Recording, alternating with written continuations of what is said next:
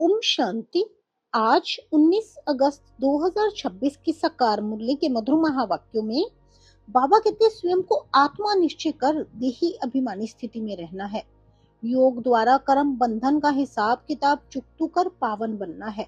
बाबा कहते पूरी पवित्रता धारण कर ज्ञान योग की पढ़ाई में आगे बढ़ना है और आगे सर्विस में लगना है। आगे बाबा कहते अपने शांत स्वधर्म में स्थित रहकर किसी भी परिस्थिति में अशांत नहीं होना है, क्योंकि माया तो आएगी लेकिन आपने अचल अडोल रहना है। आगे बाबा कहते अच्छाई को धारण करना है, लेकिन किसी की अच्छाई या अपनी अच्छाई के प्रभाव में नहीं आना है। आगे आज की मुरली में बाबा ने हम बच्चों को और क्या क्या समझाने दी है, क्या क्या सावधानियां दी है, तो सुनते हैं आज के मधुर महावाक्य। बाबा कहते मीठे बच्चे, तुम्हें अपनी रूहानी कारोबार करनी है। रूह समझकर हर कर्म करने से आत्मा निर्विकारी बनती जाती है।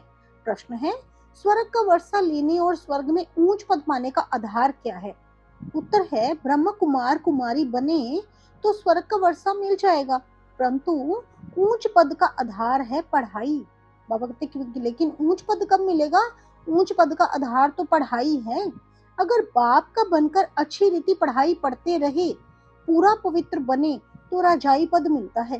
कोई पूरा पढ़ते नहीं, कर्म बंधन है, पूरा पवित्र नहीं बने और शरीर छूट गया तो प्रजा में भी साधारण पद पा लेंगे। तो बाबा अलर्ट कर रहे हैं, जिन्होंने पढ़ाई नहीं पढ़ी, पूरा पवित्र नहीं बने, शरीर छूट गया तो प्रजा में भी वो साधारण पद पा लेंगे। ओम शांति। ओम शांति मीठे बाबा। बाबा कहते रूहानी बच्चों को रूहानी बाप समझा रहे हैं। यह रूहानी कारोबार है, बाकी सारी दुनिया में जिस्मानी कारोबार है। वास्तव में कारोबार चलती है रूहों की। आत्मा ही इस शरीर द्वारा पढ़ती है, चलती है, विकर्म करती है। इसलिए पतित आत्मा पाप आत्मा कहा जाता है। आत्मा ही सब कुछ करती है। इस समय सब मनुष्य देह अभिमानी है। मैं आत्मा हूँ समझने बदले समझते हैं मैं फलाना हूँ, तो देह अभिमान में आ जाते हैं ना। ये व्यापार करता हूँ, ये फलाने कामी क्रोधी हैं, शरीर का नाम ही लेते रहते हैं। तो बाबा कहते हैं इसको कहा जाता है देह अभिमानी दुनिया, उतरती कला की दुनिया। सतयुग में ऐसे नहीं होता, वहां देही अभिमानी होते हैं। तुमको देही अभिमानी बनाया जाता है। अपने को आत्मा निश्चय करो, मैं आत्मा ये शरीर रूपी चोला धारण कर पाठ बजाती हूँ। बाबा कहते ये ऐसे पूरा धारण करो ना, अपने को आत्मा निश्चय करो कि मैं आत्मा ये शरीर रूपी चोला धारण कर पाठ बजाती हूँ। वे एक्टर्स भी भिन्न भिन्न कपड़ा बदली कर पाठ बजाते हैं ना।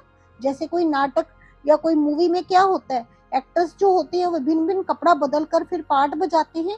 ऐसे ही बाबा कहते हैं तुम आत्माएं पहले शांति धाम में थी, तुम्हारा घर है शांति धाम। जैसे वे हद का नाटक होता है, फिर वह है ये है बेहद का नाटक। बाबा कहते फिर ये तो है बेहद का नाटक। सभी आत्माएं परम धाम से आकर शरीर धारण कर पाठ बजाती हैं। आत्माओं का असल घर है परम धाम। उन एक्टर्स का तो घर यहाँ ही होता है, सिर्फ ड्रेस बदली कर आकर पाठ बजाते हैं। तो बाप समझाते हैं तुम आत्माएं हो। बाप तो बच्चे बच्चे ही कहेंगे ना, सन्यासी बच्चे बच्चे नहीं कहेंगे। बाप कहते हैं मैं पतित पावन तुम सभी आत्माओं का बाप हूँ, जिसको तुम गॉड फादर कहते हो। लेकिन बाबा कहते गॉड फादर तो निराकार है ना, गॉड फादर तो निराकार है। ब्रह्मा विष्णु शंकर को भी गॉड फादर नहीं कहेंगे, उनमें भी आत्मा है, परंतु उनको कहते हैं ब्रह्म देवताए नमः, विष्णु देवताए नमः। देवताएं क्या करते हैं ये किसको पता नहीं है, बाप ही आकर समझाते हैं तुम कैसी ड्रामा प्लान अनुसार पाठ बजाते हो। दुनिया एक ही है, ऐसे नहीं कोई नीचे पाताल व ऊपर में दुनिया है। दुनिया एक ही है जिसका चक्र फिरता रहता है। लोग तो कह देते हैं मून में प्लांट लेंगे। बाप समझाते हैं बच्चे कितने इंसॉल्वेंट बन पड़े हैं। भारतवासियों के लिए ही कहते हैं तुम कितने साहूकार समझदार थे। इन लक्ष्मी नारायण का सारे विश्व पर राज्य था, जिसको कोई लूट ना सके। वहाँ कोई पार्टीशन आदि नहीं होती। यहाँ तो कितनी पार्टीशन है, आपस में टुकड़े टुकड़े पर लड़ते रहते हैं। तुम सारे विश्व के मालिक थे, सारा आकाश पृथ्वी समुंदर सब तुम्हारा था, तुम उनके मालिक थे। अब तो टुकड़े हो गए हैं, ये किसको पता नहीं है। भारत ही विश्व का मालिक था। बाबा कहते भारत ही विश्व का मालिक था। बाप समझाते हैं आत्मा को जो पाठ मिला हुआ है वह कभी घिसता नहीं, चलता ही रहता है। अभी तुम फिर से मनुष्य से देवता बन रहे हो, फिर 84 जन्म लेंगे। तुम्हारा पाठ चलता ही रहता है, कभी बंद नहीं होता। कोई मोक्ष आदि नहीं पाते हैं। बाबा कहते कोई मोक्ष आदि नहीं पाते हैं। जितने अनेक गुरु अनेक शास्त्र उतनी अनेक मतें होती हैं। बाबा कहते जितने अनेक गुरु हैं अनेक शास्त्र हैं उतनी ही अनेक मतें भी हैं। मनुष्यों में कितनी अशांति है। जहां भी चाहो कहेंगे मन को शांति कैसे मिले। ये देह अभिमान में आकर कहते हैं। बाप समझाते हैं मन और बुद्धि ये है आत्मा के ऑर्गन्स। बाप समझाते हैं मन और बुद्धि आत्मा के ऑर्गन्स हैं, बाकी ये सब शरीर की इंद्रियां हैं। आत्मा कहती है मेरे मन को शांति कैसे मिले। बाबा कहते वास्तव में ये कहना ही गलत है। वास्तव में ये कहना ही गलत है। तुम आत्मा हो, तुम्हारा स्वधर्म ही शांत है। तुम ऐसे कहो मुझ आत्मा को शांति कैसे मिले। इसमें कर्म तो करना ही है। ये बातें बाप ही बैठ समझाते हैं। दुनिया में ये ज्ञान किसको नहीं है। वहां है भक्ति मार्ग और उनको ज्ञान का पता ही नहीं है। ज्ञान तो एक बाप ही देते हैं। बाप खुद कहते हैं मैं कल्प कल्प कल्प के संगम युग पर आता हूँ। कलयुग के अंत में सभी पतित हैं। बाबा कहते कलयुग के अंत में तो सभी आत्माएं पतित हैं। ये है रावण राज्य। रावण को जलाते भी भारतवासी ही हैं। बाप पतित पावन का जन्म भी यहाँ है तो रावण का जन्म भी यहाँ है। रावण जो सबको पतित बनाते हैं इसलिए उनको जलाते हैं। ये बातें किसकी बुद्धि में नहीं है। अब भारत में श्री कृष्ण जयंती मनाते हैं, श्री कृष्ण की लीला भजन आदि करते हैं। अब बाप कहते हैं वास्तव में श्री कृष्ण लीला कुछ है ही नहीं। श्री कृष्ण ने क्या किया। कहते हैं कंसपुरी में जन्म लिया। अब कंस तो डेविल को कहा जाता है। सतयुग में डेविल कहाँ से आए। तुम जानते हो श्री कृष्ण की आत्मा जो सतयुग में थी वह अपने 84 जन्म भोग इस समय पतित से पावन बन रही है, अपना पद फिर से ले रही है। वैसे ही तुम कृष्णपुरी में रहने वाले थे। बाबा कहते वैसे ही तुम भी कृष्णपुरी में रहने वाले थे। 84 जन्म ले अब फिर अपना पद ले रहे हो। जयंती मनानी है वास्तव में शिव बाबा की। जो शिव बाबा सबको हेल से हेवन में ले जाते हैं उनकी कोई लीला है नहीं। कहते हैं कि हे पतित पावन बाबा आओ, आकर हमको हेल से हेवन में ले जाओ। आप हमारे बाप हैं तो हम भी स्वर्ग में होने चाहिए ना। हम विशेष दुनिया में क्यों हैं। इसलिए बुलाते हैं हे गॉड फादर हमको इस दुख की दुनिया से लिबरेट करो। ये भी ड्रामा में नोंद है। बाप कहते हैं इस ड्रामा को कोई जानता नहीं है। शास्त्रों में ड्रामा की आयु लंबी लिख दी है। नई दुनिया को पुरानी बनना ही है, सतो रजो तमो में आना ही है। ये है बेहद की बात। अभी तुम फिर से स्वर्ग के विश्व के मालिक बन रहे हो। बाबा कहते अभी तुम फिर से पूरे विश्व के मालिक बन रहे हो। भारतवासी जो नई दुनिया में थे वही 84 जन्मों का पाठ बजाएंगे। अभी तुम पवित्र बनते हो, बाकी सब मनुष्य पतित हैं। तब तो पावन के आगे जाकर नमन करते हैं ना। पावन को पावन नमन क्यों करेंगे। सन्यासी पावन हैं तब तो पतित मनुष्य उनके आगे माथा झुकाते हैं। कन्या पवित्र है तो सब उनके आगे सिर झुकाते हैं। वही कन्या शादी कर ससुर घर जाएगी तो माथा टेकना पड़ता है। अभी बेहद का बाप आए हैं सबको पावन बनाने। वह सब है कलयुग में, तुम हो अभी संगम पर। बाबा कहते वो तो सब अभी कलयुग में है ना, लेकिन तुम हो अभी संगम पर। अब तुमको पतित दुनिया में नहीं जाना है। ये है ही कल्याणकारी युग। बाप आकर सबका कल्याण करते हैं। तुम अभी श्री कृष्ण जयंती मनाएंगे नहीं तो लोग समझेंगे ये तो नास्तिक है। नास्तिक वास्तव में उनको कहा जाता है जो अपने बाप को और रचना के आदि मध्य अंत को नहीं जानते हैं। इस समय सब निधन के ऑर्फन बन पड़े हैं। घर घर में झगड़ा है, एक दो को मारने में देरी नहीं करते हैं। इसलिए इसको नास्तिकों की दुनिया कहा जाता है। बाप को ना जानने वाले, नास्तिक मना बाप को ना जानने वाले। तुम हो जानने वाले।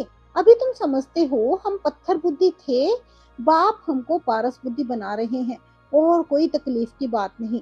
बाप सिर्फ कहते हैं 1 घंटा पढ़ो, अपने को आत्मा समझ, मुझ बाप को याद करो। शरीर को याद करेंगे तो लौकिक संबंधों की याद आएगी, देही अभिमानी रहेंगे तो मुझ बाप की याद रहेगी। ये तो है ही विशेष दुनिया। विषय सागर में गोते खाते रहते हैं, विष्णु को क्षीर सागर में दिखाते हैं, कहते हैं वहां घी की नदियां बहती हैं। यहाँ तो घासलेट भी नहीं मिलता। बाबा कहते लेकिन यहाँ पर तो घासलेट भी नहीं मिलता, फर्क है ना। तो तुम बच्चों को कितनी खुशी होनी चाहिए, बाप ही खिवैया है ना। गाते भी हैं नैया मेरी पार लगाओ। ये सब नैयाए हैं, खिवैया एक बाप है। ये सब नैया है ना, खिवैया तो एक बाप ही है। ये शरीर यहाँ ही छोड़ देंगे, बाकी आत्माओं को पार ले जाएंगे शांति धाम। बाबा कहते शरीर को तो यहाँ ही छोड़ना है ना, आत्मा जाएगी पार शांति धाम, वहां से फिर भेज देंगे सुख धाम। पदम पिता परमात्मा को ही खिवैया कहा जाता है। बाप की ही महिमा गाते हैं अनेक प्रकार से। अभी तुम पवित्र बन पवित्र दुनिया के मालिक बनते हो। श्री श्री शिव बाबा आए हैं श्रेष्ठ बनाने। खुद भगवान कहते हैं ये भ्रष्टाचारी दुनिया है। अभी तुम परम पिता परमात्मा की श्रीमत पर चल श्रेष्ठाचारी बनते हो। बाबा कहते अभी तुम परम पिता परमात्मा की शिव बाबा की श्रीमत पर चल श्रेष्ठाचारी बनते हो। कितनी ये गुप्त रमणीक बातें हैं जो तुम बच्चों को ही समझ में आती हैं, औरों को समझ में आएंगी ही नहीं। तुम जानते हो कि अभी देवी देवता धर्म का कलम लग रहा है। जो भी देवी देवता धर्म वाले और धर्मों में चले गए हैं वही आकर फिर ब्राह्मण बनेंगे। जो और धर्मों में कन्वर्ट हो गए हैं ना, बाबा कहते हैं वो फिर आकर ब्राह्मण बनेंगे। ब्रह्म कुमार कुमारी बनने बिगर बाप से स्वर्ग का वर्षा ले नहीं सकते। अभी तुम ब्रह्म कुमार कुमारियां स्वर्ग का वर्षा ले रहे हो। जितना पुरुषार्थ करेंगे कराएंगे उतना ऊंच पद पाएंगे।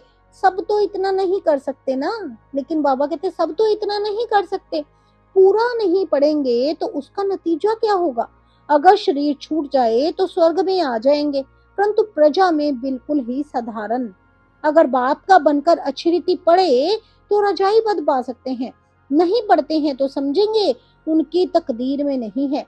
पवित्र रहेंगे पढ़ेंगे तो ऊंच पद पाएंगे।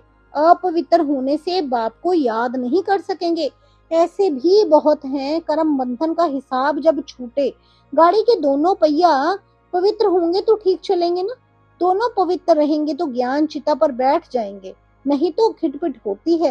कई बच्चे कहते हैं बाबा हम तो जानते हैं श्री कृष्ण सतयुग का पहला प्रिंस है, तो क्यों नहीं कुछ मनाए। अच्छा, हम श्री कृष्ण की आत्मा को बुला भी सकते हैं, आकर खेल पाल करेगी, रास करेगी और क्या करेगी। गोप गोपियां तो यहाँ ही होते हैं, वहां तो प्रिंस प्रिंसेस आपस में मिलते हैं तो रास करते हैं, सोने की मुरली बजाते हैं। ये सब खेल पाल तुम पिछाड़ी में देखेंगे। बाबा कहते ये सब पाठ चलेंगे। शुरू में दिखाया गया, फिर तुम पुरुषार्थ में लग गए हो, अब फिर पिछाड़ी में साक्षात्कार होना शुरू होगा। कौन कौन किस पद में जाएंगे ये तुम जानते हो। बाप बैठ ये सब राज समझाते हैं, तुमसे पूछते हैं वेदों शास्त्रों को मानते हो। बोलो हाँ, हम क्यों नहीं मानते। ये सब भक्ति मार्ग की सामग्री है, इनमें कोई ज्ञान नहीं है। ज्ञान देने वाला तो एक है। ज्ञान मिलता है तो भक्ति आपे ही छूट जाती है। तुम मंदिर में भी जाएंगे तो बुद्धि में रहेगा कि ये लक्ष्मी नारायण फिर अब नई दुनिया में राज्य करेंगे। बाप बच्चों को समझाते हैं दोनों तरफ तोड़ निभाना है।